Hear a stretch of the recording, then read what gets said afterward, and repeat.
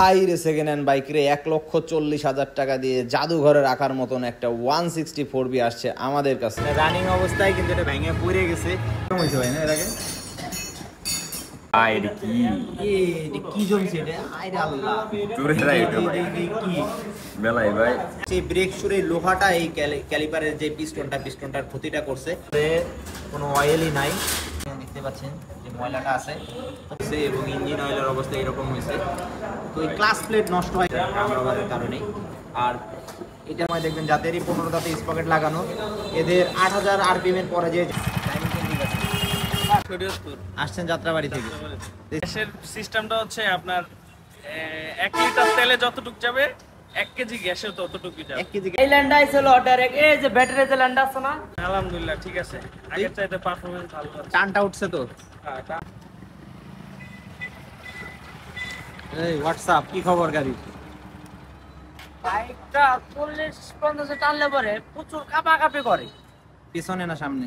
মানে পুরো বডি সহ এভাবে কাঁপে, বডি সহ। কি কারণে? আর বাইকের ডিস্ক কিন্তু দুয়ারাই টাপ, সামনে ওটাল পিছনে ওটা, যখন এই ব্রেক ধরতে যায় এই বেজার নাগাল পিছনের ব্রেকটা পিছনেরটাও কাঁপে, পিছনের হাতটাও ব্রেক কাঁপে, ভিডিও করেন দেখেন ডিস ভাঙা পিছনেরটা দুয়ারাই একই অবস্থা। আর হচ্ছে গাড়ি ক্লাস প্লেট একবারে গেছে, ক্লাস প্লেটের প্রবলেম। যখন এই ক্লাসটা প্রচুর হাত মাথায় ক্লাস একদম। আর যখন রাইড করে আস্তে আস্তে টানো হলে মোটামুটি টান উঠে ভালোই, কিন্তু রেডি ব্যাকআপ যে একটা আছে ওই জিনিসটা দিবার গেলে গাড়ি অটো ক্লাস হয়ে যেতেছে। ক্লাস প্লেটের প্রবলেম আছে তাই তো? ক্লাস প্লেটের প্রবলেম এবং কি প্রাইভেটও প্রচুর নয়েজ। টাইমিং চেন নাকি ব্রোকারের হতে পারে? এটা প্রাইভেটে ক্যাবিনে নয়। হ্যাঁ প্রাইভেটে টাইমিং চেন ঠিক আছে। হ্যাঁ প্রাইভেটে। আর এমনি কোনো বড় প্রবলেম পাইলেন? বড় প্রবলেমের মধ্যে গাড়ি তো আসলে ওরকম টানতে পারি নাই, টান দিলে পরে মোটামুটি বোঝা যায় যে কি প্রবলেম আছে।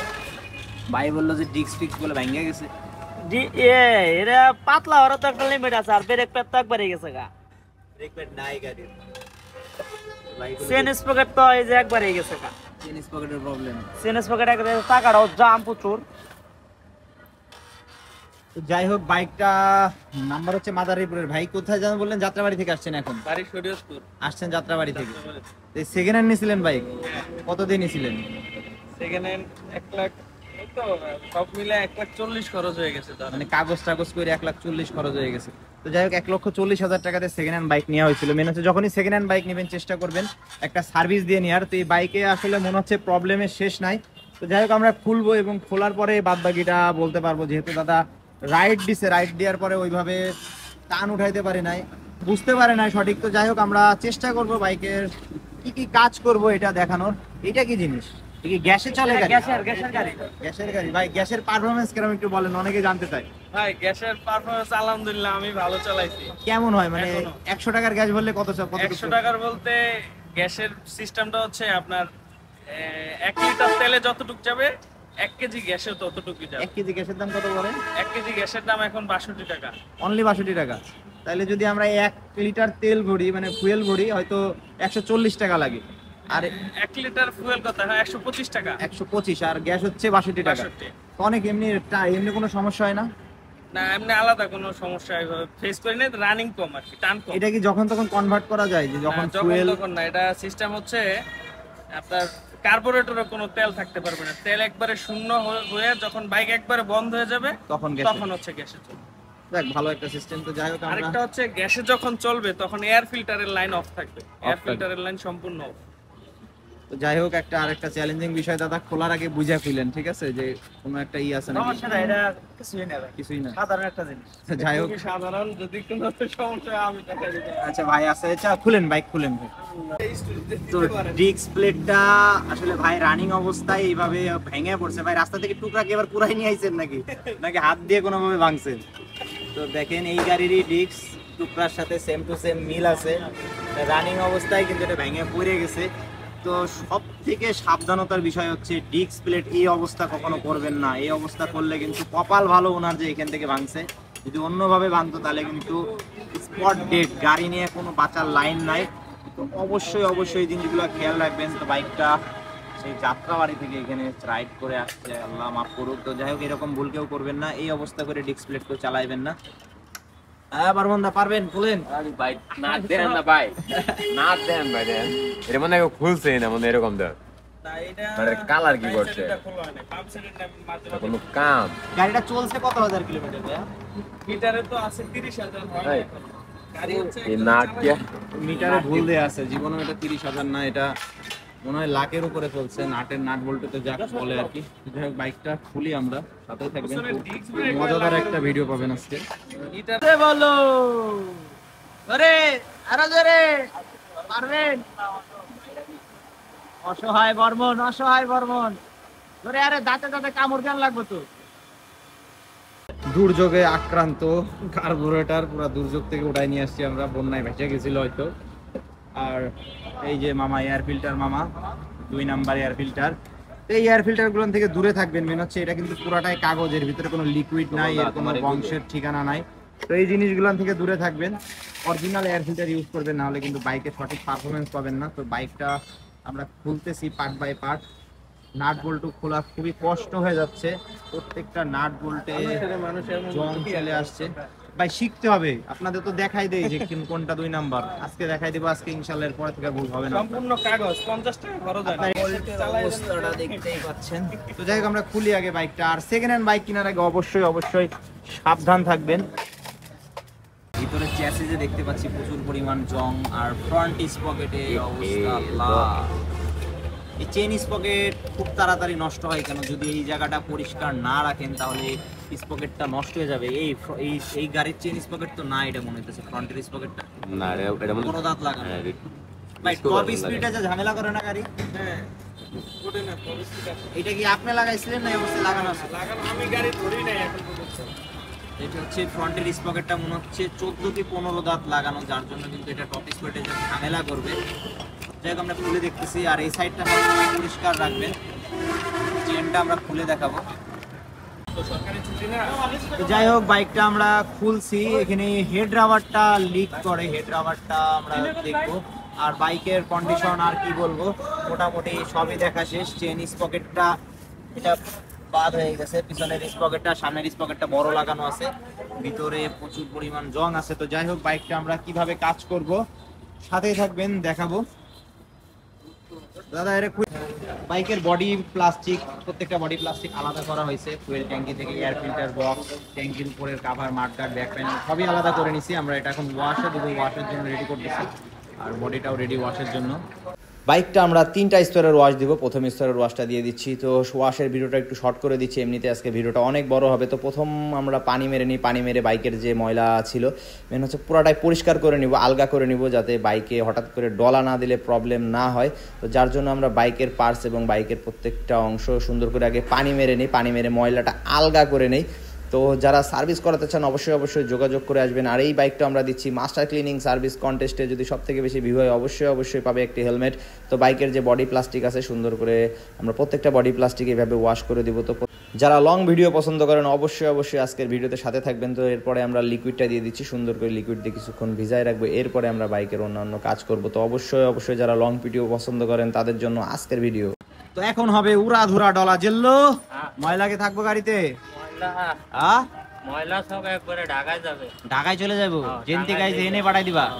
আর যদি ময়লা থাকে তাইলে কিন্তু তোমার রং করে পাঠাই দিব। কি আবার। তো যাই হোক সুন্দর করে আমরা বাইকটা ওয়াশ করব। তো এই ওয়াশটা করতে অনেকটা সময় লাগবে, সামনে থেকে শুরু করে পিছনে প্রত্যেকটা জায়গায় এভাবে জেল্লো মস্তান, ময়লা মস্তান পরিষ্কার করে ফেলবে। তো যারা সার্ভিস করতে চান আমাদের কাছে আমাদের ফেসবুক পেজে যোগাযোগ করে আসতে পারেন, একদিন আগে যোগাযোগ করে আসবেন। আর এই বাইকটা দিচ্ছি কিন্তু আমরা মাস্টার ক্লিনিং সার্ভিস কন্টেস্টে। তো এই ভিডিওটা পাবেন আপনারা রাজীব অটোতে। তো রাজীব অটোর যে ভিডিওগুলো আমরা দিছি অলরেডি প্রায় 5টা ভিডিও আছে যা 1 মিলিয়ন করে পার হয়ে গেছে। তো এই ব্রাঞ্চের যে ভিডিওগুলো দেওয়া আছে এর ভিতর থেকে সব থেকে বেশি যে বাইকগুলোয় ভিউ হবে প্রথম 5 জনকে দিব আমরা 5টা হেলমেট। তো অবশ্যই অবশ্যই যারা শরীয়তপুরের আছেন তারা এই ভাইয়ের ভিডিওটা শেয়ার করবেন। তো ভাই থাকে শরীয়তপুর, আসছে যাত্রাবাড়ি থেকে, তো মেন ঠিকানা হচ্ছে ওনার শরীয়তপুর। তো শরীয়তপুরের অ্যাড্রেসটাই দিলাম, তো অবশ্যই অবশ্যই শেয়ার করবেন। তো দুর্গাপূজার অষ্টমীর দিন অ্যানাউন্স করা হবে কারা বিজয়ী হচ্ছে, প্রথম 5 জনের নাম আমরা ঘোষণা করে দিব। অবশ্যই অনলাইনেও সংগ্রহ করতে পারেন বিজয়ীরা, অথবা আমাদের সরাসরি আমাদের ব্রাঞ্চে চলে আসতে পারেন। আর যারা সার্ভিস করতে চান আমাদের স্ক্রিনে দেওয়া নাম্বারে যোগাযোগ করে আসবেন, একদিন আগে যোগাযোগ করে আসবেন। মাস্টার ক্লিনিং সার্ভিসের জন্য, ছোট ছোট কাজের জন্য যোগাযোগ করার প্রয়োজন নাই। তো যাই হোক, বাইকটা ক্লিন চলতেছে, ইঞ্জিনের তলার সাইডটা আমরা পরিষ্কার করতেছি।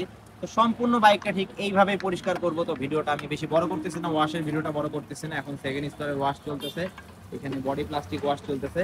তো যাই হোক, সম্পূর্ণ বডিটা আমরা এইভাবে ক্লিন করব। সাথেই থাকবেন, এই বাইকের কিন্তু অনেক ভিডিও বাকি আছে, অনেক কাজ বাকি আছে, ইনশাল্লাহ আমরা আপনাদের মাঝে শেয়ার করার চেষ্টা করব কি কি কাজ করি। বুঝলো? তাহলে ভালো করে ডলো, আমি অন্য অন্য কাজ করি নাকি? হ্যাঁ, একটার মধ্যেই পয়সা থাকলে ভাই হবে না। আমি ফিনিশিং এ দেখবো। হ্যাঁ, বড় আর কি আমাদের ফলোয়ার ভাইদেরকে অন্য অন্য সাইড কি কি কাম করি ওগুলোও দেখাতে হবে। এই তো জিল্লু মানুষ হয়ে গেছে। আসলে জিল্লু অনেক সহজ সরল মনের মানুষ, অনেকেই জিল্লুকে পছন্দ করে। তো যাই হোক, জিল্লু ওয়াশ করতে থাকুক, আমরা অন্য অন্য কাজগুলো দেখি। কার্বোরেটরটা আমরা পরিষ্কার করবো। তো আগে বাইরের সাইডের ময়লাটা পরিষ্কার করে নিব, WD-40 মারবো এবং ময়লাটা একটু নরম করে নিব। কাজ দিয়ে ভালো করে ঘষে নিব যে ময়লাটা আছে। দেখতে পাচ্ছেন উপরে কতটা ময়লা জমে গেছে। তো দীর্ঘদিন কার্বোরেটর পরিষ্কার না করলে এই ময়লাটা হয়। বাইরের সাইডটা আগে পরিষ্কার করে নিচ্ছি, ব্রাশ দিয়ে ঘষার পরেও ময়লা। আউটসাইডে যে পরিমাণ ময়লাটা আছে, ময়লাটা কিন্তু পরিষ্কার করা কষ্ট হয়ে যাচ্ছে। দাদা, মুখের উপরে কি কালি নাকি? সেটা হচ্ছে কালার করা, এটা কিন্তু ময়লা না, যার জন্য এটা উঠলো না। আমরা এখন ভিতর সাইডটা দেখবো, ভিতর কি অবস্থা। কি অবস্থা? তো হালকা ময়লা আছে, খুব একটা ময়লা নাই। বালি বালি আছে, বালি ঢুকলে কি হবে? যাই হোক, এটা আমরা পরিষ্কার করে দিব, WD-40 দিয়ে পরিষ্কার করে দিব। জেট পিনটা মোটামুটি পরিষ্কারই আছে, খুব একটা ময়লা নাই। তো আমরা কার্বোরেটর পিস্টনটা দেখব, পিস্টনটাই প্রবলেম থাকলে এই গাড়িতে প্যারা খাইতে হয়। তো যাই হোক, আশা করি প্রবলেম নাই। বাইকের মাইলেজ ভাইয়ের কথা অনুযায়ী 22-23 যায়। তো এটা কার্বোরেটর পিস্টনে ঝামেলা থাকতে পারে, খুব একটা তো ধরেন হালকা, এটা মাইলেজ ড্রপ করার কথা না, এর জন্য সিলিন্ডার তো খুব একটা খাই না, তাই না? তো যাই হোক, আমরা এটা পরিষ্কার করব, করার পরে মাইলেজটা অ্যাডজাস্ট করে দিব, ইনশাআল্লাহ বেটার পারফরমেন্স পাবে। ময়লা আছে দেখতে পাচ্ছেন, যাই হোক এটা আমরা পরিষ্কার করব। তো ভিতর সাইডটা এখন পরিষ্কার করে দেব, এবং সম্পূর্ণ কার্বোরেটরটা ভালো করে পরিষ্কার করে দিব। ভিতর সাইডটা ব্রাশ দিয়ে সুন্দর করে ঘষবো, ঘষলে যে ময়লাগুলো থাকে এই ময়লাগুলো বের হয়ে যায়। চেষ্টা করবেন যখনই বাইকে মাইলেজের প্রবলেম হয়, স্পিডে যে ঝামেলা করে, কার্বোরেটরটা চেক দেওয়ার, অনেক সময় রেঞ্জ ছেড়ে দেয়, আপ ডাউন করে, আর কি সঠিকভাবে পিক আপ নেয় না, আটকা করে, তখনই কার্বোরেটরে চেক দেওয়া উচিত। প্রবলেম না হলে কার্বোরেটর খোলার দরকার নাই। তো আমরা এই মাস্টার ক্লিনিং সার্ভিসের ভিতরে কার্বোরেটরটা ক্লিন করে দিই।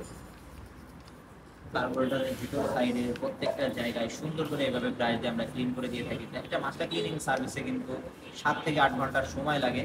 হচ্ছে আমরা সবসময় ভিডিও টাইনে টাইনে দিই। তো অনেকেই বলেন একটা বড় ভিডিও দিতে, চেষ্টা করতেছি বড় ভিডিও দেওয়ার। তো একটু নয়েজ হইতে পারে ব্যাকগ্রাউন্ড সাউন্ডে। ব্রাশ দিয়ে ডলার পরে আমরা আবার WD-40 মারি, মেরে ভিতরের ময়লাগুলো সুন্দর করে এভাবে পরিষ্কার করে দিই। হাওয়া দিয়ে লিকুইডটা বের করে দিলাম, লিকুইডটা থাকলে প্রবলেম হতে পারে, ভিতরে অ্যান্টি রাশ। কার্বোরেটর পিস্টনটা একটু কালি জমছে, কার্বোরেটর পিস্টনটা ভালো করে কিভাবে পরিষ্কার করে দিব। পিস্টনটা ভালো করে ডলে নিলাম আমরা, এখন সুন্দর করে WD-40 দিয়ে আবার ওয়াশ করে দিব। তো কার্বোরেটরের প্রত্যেকটা পার্টস কিন্তু ঠিক একইভাবে। জেট পিনের মাথায় অনেক সময় ময়লা আটকায় থাকে। তো জেট পিনটা যখনই কার্বোরেটর খুলবেন অবশ্যই চেষ্টা করবেন জেট পিনটা ভালো করে ক্লিয়ার করে নেওয়ার। ব্রাশের মাথায় অনেক ধারালো থাকে, যার জন্য জেট পিনের যে ভিতরে ময়লা থাকে এটা বের হয়ে আসবে। এরপরে আমরা আবার WD-40 মেরে চেক করে নিব যে পিনের মাথাগুলো ক্লিয়ার আছে নাকি। যথেষ্ট ক্লিয়ারই আছে। তো আমরা সার্ভিসের ভিতরে আজকে যে কাজগুলো দেখাবো ম্যাক্সিমাম সবাই সার্ভিসের ভিতরে। ইঞ্জিনের কাজ বাদে যে কাজগুলো আমরা করে দিই এইগুলো সব মাস্টার ক্লিনিং সার্ভিসের ভিতরে পাবেন, এর জন্য কোনো এক্সট্রা সার্ভিস চার্জ দিতে হবে না। আজকের ভিডিওটা কিন্তু অনেক বড় হবে, অনেকে লং ভিডিও চান। যারা লং ভিডিও চান তাদের জন্য আজকের ভিডিওটা সাথে থাকবে। যারা সার্ভিস করতে চান আমাদের নাম্বারে যোগাযোগ করে আসতে পারেন, স্ক্রিনে দেওয়া নাম্বারে যোগাযোগ করে আসবেন। যারা ইউটিউবে আমাদের ভিডিও দেখেন অথবা টিকটকে ভিডিও দেখেন, আমাদের RZ বাইক সার্ভিস পেজ আছে, ওইখানে অ্যাড হয়ে যাবেন।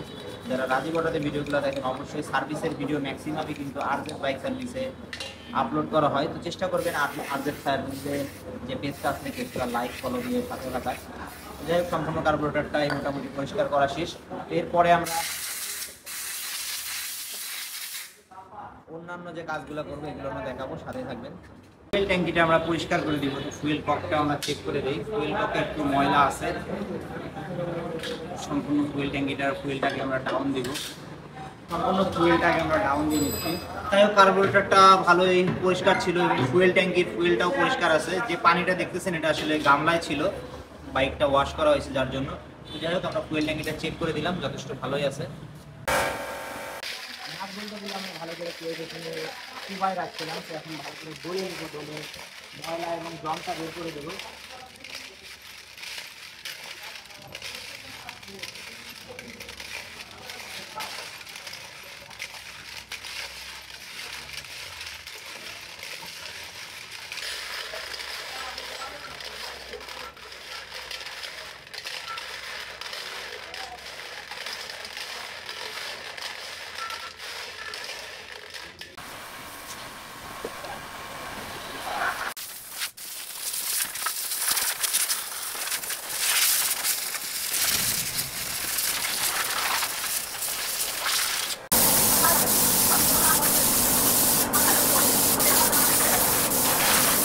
ক্লাস প্লেটটাই হচ্ছে প্রবলেম আছে। দাদা ফার্স্টে বলছিল রাইট দিয়ে, তো আমরা ক্লাস প্লেটটা খুলবো, খুলে দেখবো যে কি সমস্যা আছে। ইঞ্জিন অয়েলটা, এই ইঞ্জিন অয়েল কি ঠিকঠাক বের হয়েছে? ইঞ্জিন অয়েলের যা অবস্থা, পুরো গাদ হয়ে গেছে। মেন হচ্ছে ক্লাস প্লেটের ফাইবার ক্ষয় হয়ে ইঞ্জিন অয়েল এই অবস্থা হয়। যখন ইঞ্জিন অয়েল কালো বের হবে খেয়াল রাখবেন, ক্লাস প্লেটে হয়তো প্রবলেম হতে পারে।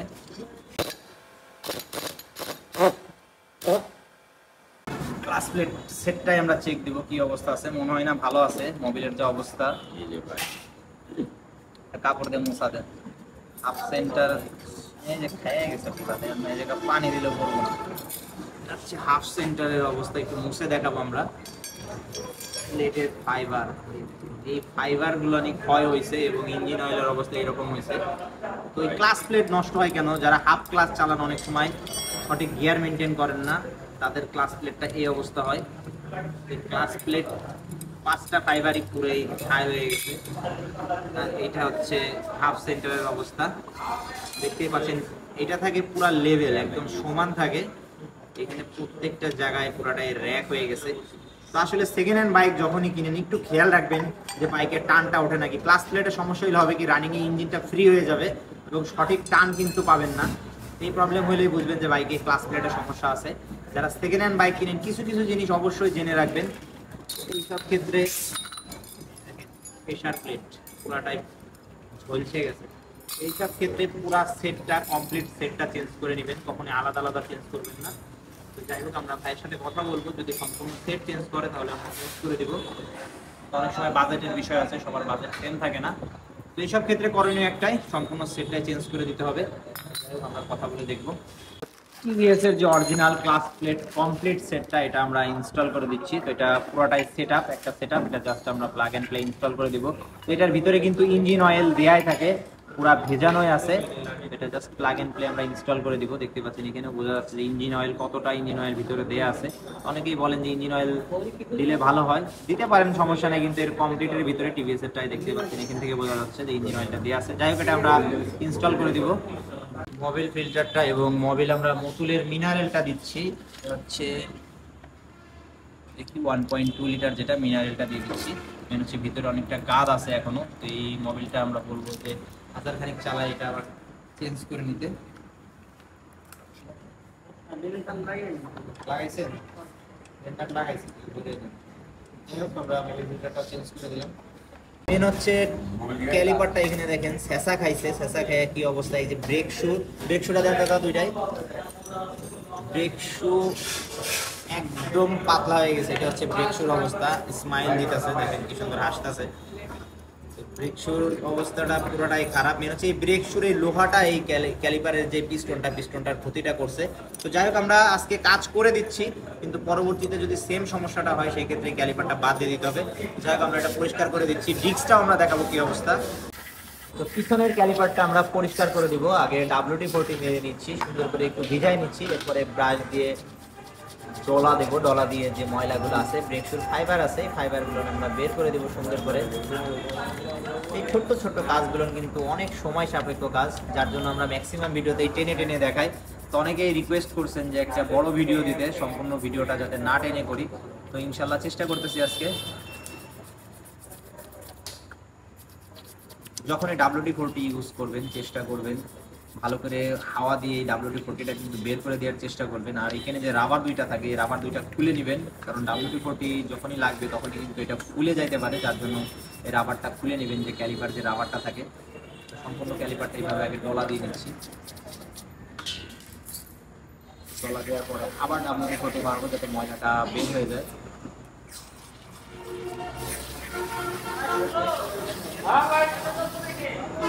ক্যালিপারের বাদবাকি যে অংশ আছে প্রত্যেকটা অংশই একইভাবে সুন্দর করে আমরা পরিষ্কার করে দিব। চেষ্টা করা হয় এই সার্ভিসের ভিতরে ছোট ছোট যে দিকগুলো আমরা সঠিকভাবে কাজ করে দেওয়ার। তারপরেও মানুষ মাত্রই ভুল, অনেক সময় ভুল হয়, অবশ্যই ক্ষমার দৃষ্টিতে দেখবেন। ভালো করে দলে নিলাম, দলে নিয়ে আবার WD-40 মিনিটটা পরিষ্কার করে দিব।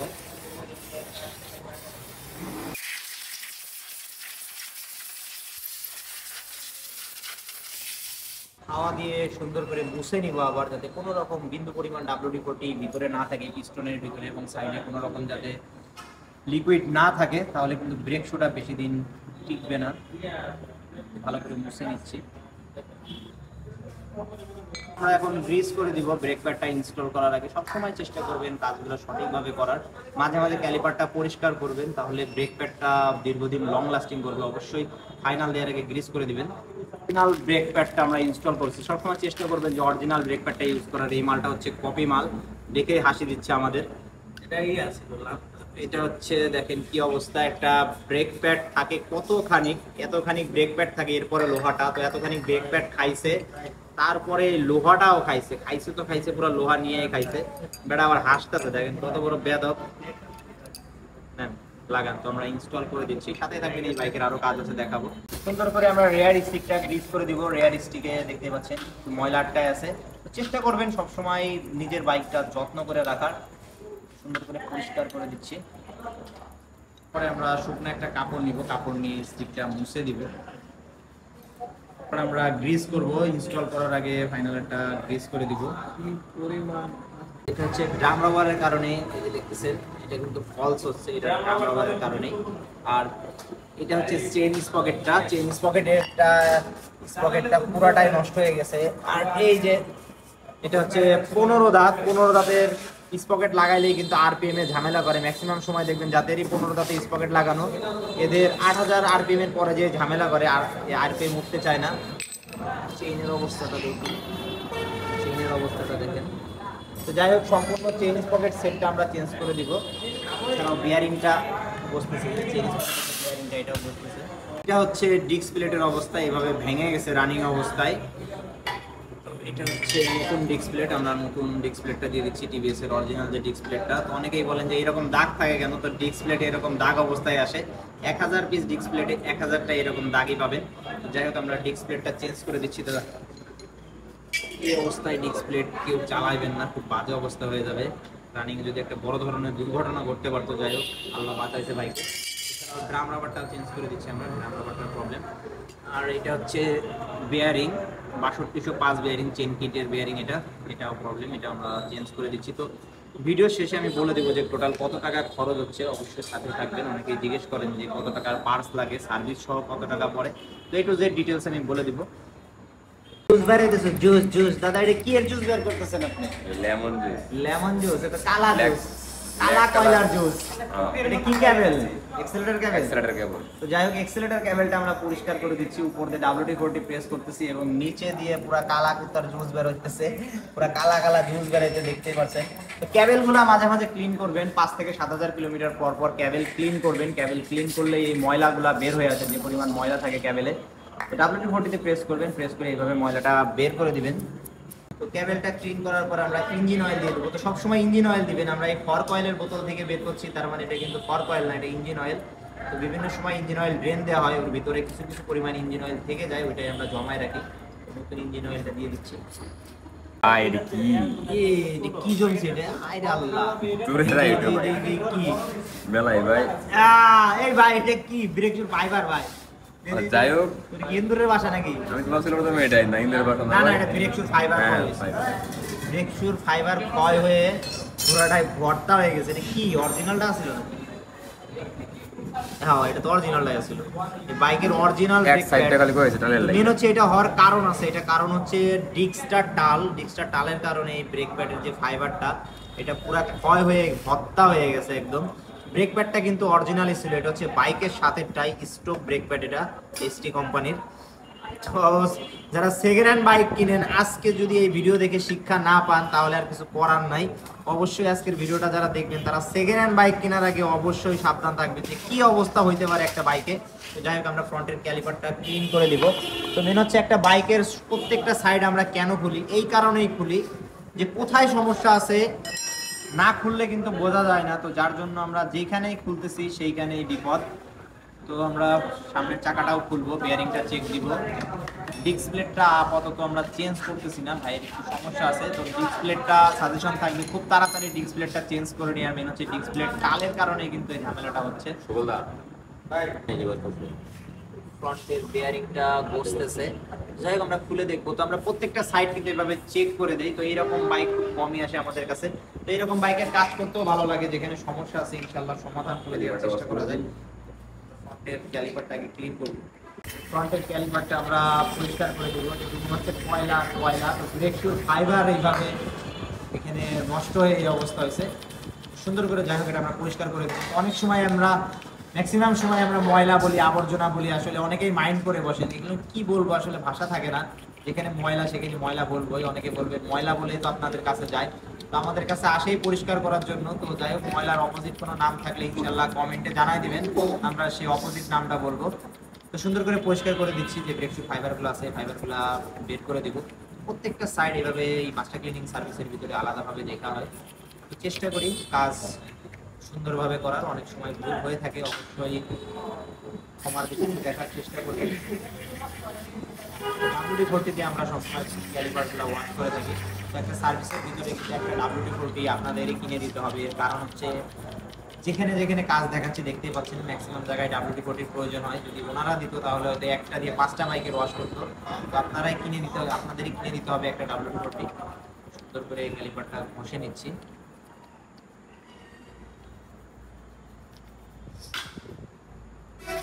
এরপরে আবার WD-40 মারবো, মেরে ময়লাটা বের করে দেব। একবারে শেষ পর্যায়ে ভাই।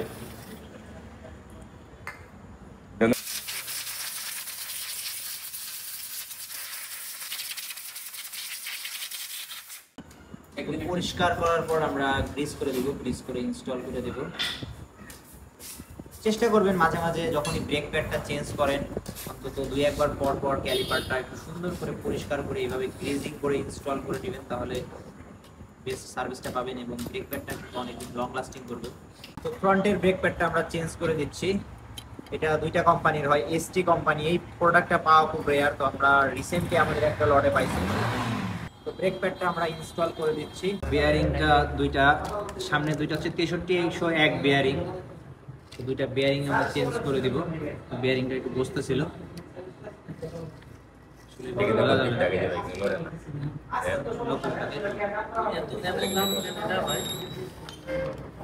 ফ্রন্টের স্টিকটা গ্রিস করে দিব।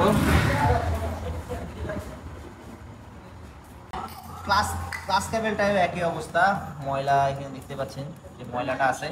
তো ক্লাস কেবলটা আমরা এই সার্ভিসের ভিতরে ক্লিন করে দেই। তো উপর দিয়ে WD-40 পেস্ট করি এবং পেস্ট করে ময়লা যেটা থাকে ময়লাটা বের করে দেই। তো ক্লাস কেবল, এক্সেলেটর কেবল, দুইটা কেবলই এই সার্ভিসের ভিতরে ক্লিন পাবেন। তো পরিষ্কার করার পর ইঞ্জিন অয়েল দিয়ে দিব। তো সাথে থাকে পিছনের মাস্টার সিলিন্ডার, এটা এর ভিতরে কোনো অয়েলই নাই, পুরাটাই ফাঁকা দেখতেই পাচ্ছেন। তো আমরা যাই হোক এটা অয়েলটা দিয়ে দিব।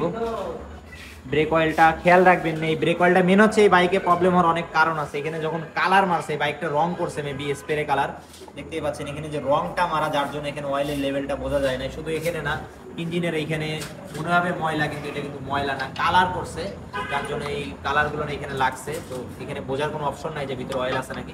তো যাই হোক এটা আমরা পরিষ্কার করে দেবো এবং অয়েলটা দিয়ে দিব। আমরা এখানে KBX এর ব্রেক অয়েলটা ইউজ করতেছি। অয়েলটা দিয়ে রেখে দেবো কিছুক্ষণ এবং আস্তে আস্তে ব্রেকটা প্রেস করলেই ব্রেকটা উঠে যাবে।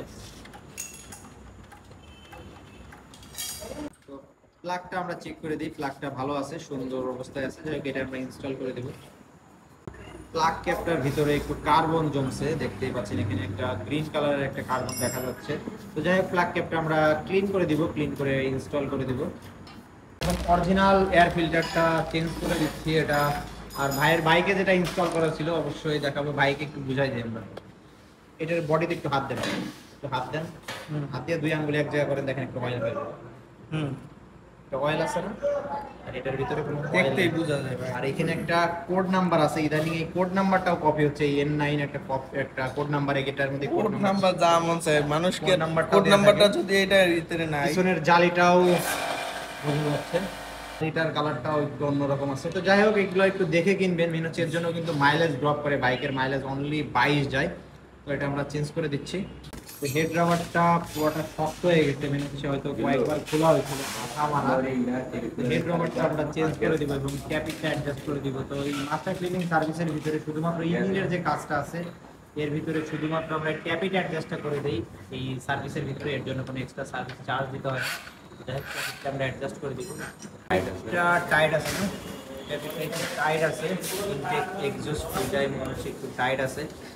যাই হোক আমরা 0.06 করে দেবো, ট্যাবের দুইটাই অ্যাডজাস্ট করে দেবো। তো 0.06 রাখি আমরা ইনটেক এক্সজস্ট দুইটাই। তো অনেকে দ্বিমত থাকতে পারে, তো রাখতে পারেন যাদের যেটা অনুযায়ী, আমরা যেটা রাখি সেটা আমরা জানাই দিলাম। তো 0.06-এ পারফেক্ট নয়েজ পাই আমরা, সুন্দর করে ট্যাবেরটা অ্যাডজাস্ট করে দেবো।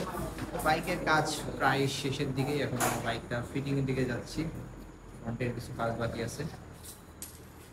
গ্রিপ সাইডটা আমরা পরিষ্কার করে দেবো এবং সুইচ চাপার ভিতরে ময়লা আটকাইছে, গ্রিপের ভিতরে ময়লা আছে দাদা দেখি, গ্রিপের ভিতরে মনে হচ্ছে পুরোটাই জং চলে আসছে, হ্যান্ডেলের যে জংটা, অনেক সময় বাইক ওয়াশ করা হয় এরপরে হাওয়া বাতাস মারা হয় না, যার জন্য দীর্ঘদিন এইভাবে চালাইলে হয় কি কিন্তু জং চলে আসে। যাই হোক এটা আমরা পরিষ্কার করে দিই সার্ভিসের ভিতরে, ফুটি দিয়ে এখানে আমরা পরিষ্কার করে দিই, WD-40 চুবাই নিলাম, পরে সিরিজ কাগজ দিয়ে ঘষা দিব। সিরিজ কাগজ দিয়ে ভালো করে ঘষে নিব, জংটা যাতে না থাকে। জায়গাটা পরিষ্কার করে দিলে এক্সেলেটরটা ধরবে, পিকআপটা ধরবে, অনেকটাই স্মুথ হয়ে যাবে। প্রচুর পরিমাণে জং, যতই ঘষতেছে ততই জং বেরোচ্ছে। তো ইনশাল্লাহ আমরা চেষ্টা করবো ভালো করে ক্লিয়ার করে দেওয়ার। যাই হোক পরিষ্কার করা শেষ, আরও একবার আমরা পরিষ্কার করে দিচ্ছি। সুইচ চাপাটাও আমরা WD-40 থেকে পরিষ্কার করে দিচ্ছি, কিন্তু জং এবং ফাঙ্গাস আছে। দিল হাওয়ালে লাগে তেরা হাওয়ালে দিল গ্রিপের ভিতর সাইডটাও পরিষ্কার করে দিব। গ্রিপের ভিতরে একটু জুট ঢোকাই দেবো, জুট ঢোকাই দিয়ে টান দিলেই ভিতরে যত ময়লা জং আছে সবই বের হয়ে আসবে। একটু ডাবলুডি করতে পারি না, ধরে নিয়ে কাপড়টা ডালা দেন ড্রাইভার একজন, হয়েছে হয়েছে ডালা আরবা বর্মন সাহেব।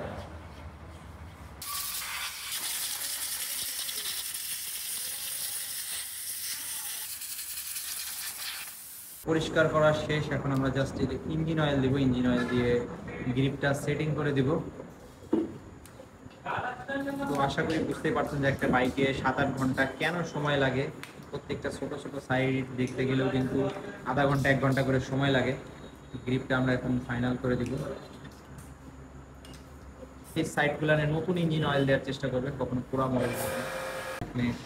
তো এইখানে বাইকটা একটু ওয়ারিং এ ঝামেলা আছে, দেখি দাদা এবার ঠিক আছে, এবার দিলেই যাবে। ইন্ডিকেটর দিলে মিটারের লাইন চলে যায়, আবার কি রোগ, তামলা ভাই কি সমস্যা, লাইনের সমস্যা আছে। চেক দেন কোথায় প্রবলেমটা আছে। মেন হচ্ছে ওয়ারিং এ মনে হয় কোনো জায়গায় উল্টা পাল্টা আছে। মিটারের লাইন ভাইয়ের এর আগেও বলছিল যে হঠাৎ করে মিটারের লাইন উল্টা পাল্টা হয়ে যায়, ওই যে হয়েছে, ওই যে এরকম হয়েছে ভাই না এর আগে, সবই লুজ কালেকশন আছে। হ্যাঁ, এই জন্য লুজ কালেকশন আছে।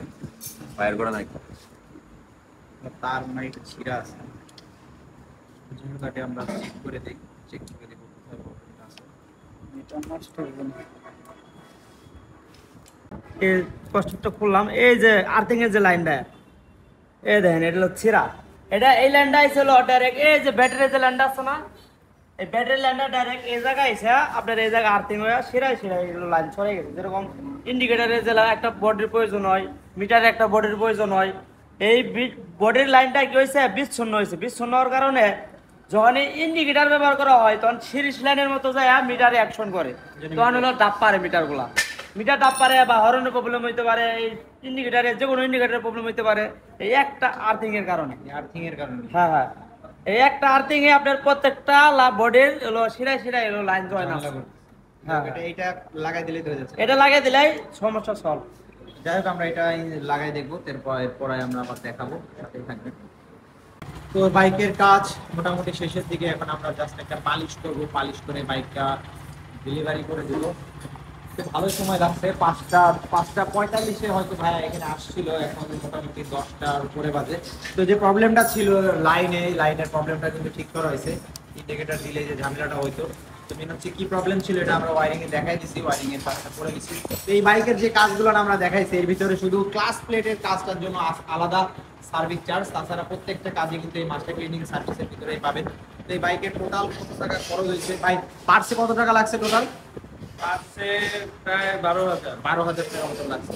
পার্সে লাগছে 12,000 টাকা। এবং দাদাদের সার্ভিস চার্জ টোটাল হচ্ছে, দাদা সার্ভিস চার্জ কত? 1850 আর 350, 2200 টাকা মতন সার্ভিস চার্জ লাগছে। আর পার্সে 11,000 সামথিং। যাই হোক, যারা ভিডিওতে সাথে ছিলেন আপনাদের অসংখ্য ধন্যবাদ। তো আমরা বাইকটা এখনো ডেলিভারি করিনি, বাইকটা রাইড দেবো, একটা রাইড দিয়ে তারপরে বাইকটা ডেলিভারি করবো।